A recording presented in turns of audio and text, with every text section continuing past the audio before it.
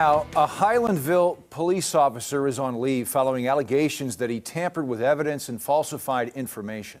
In a Color 10 Investigates exclusive interview, the Highlandville police chief says the officer was improperly trained and never passed a background check. But the mayor who hired the officer says he was vetted on good faith. Investigative reporter Lauren Barnes is here to explain what it means for the small town. Lauren? Well, we obtained internal documents and recordings from a closed board session on Tuesday night. Since then, I have spoken to both leaders at odds over these allegations. But what happens next in this story is not up to either of them.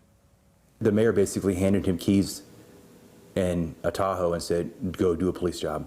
I don't want to see an officer lose his career over allegations. In a city short of 1,000 residents, 2 paid police officers are assigned to keep the peace. Now one remains. The other, Officer Tracy West, is on paid administrative leave for accusations that he falsified information and tampered with evidence. I pulled the call logs, looked at them. I'm still waiting on the video or the audio from the 911 call and the radio track of that night. Our investigative team obtained a letter from Volunteer Police Chief Warren Hager, who was appointed to the top spot after former Chief Jackie Weeks was arrested for domestic assault last year. The letter confirms Chief Hager conducted an investigation into Officer West, finding that West violated 5 department policies and Missouri law when he did not file a report or make an arrest in an assault with weapons call. Allegations of his improper handling of a domestic call. And what I found, he broke RSMO code. If there is a domestic, you must arrest people when they've been hit 3 times.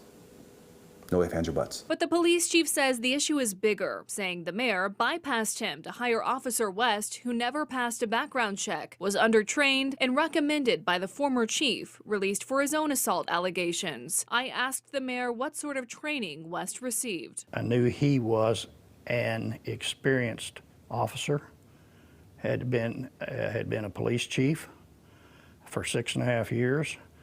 I took him and showed him the city limits of the town and turned him loose. Was a background check completed prior to hiring him?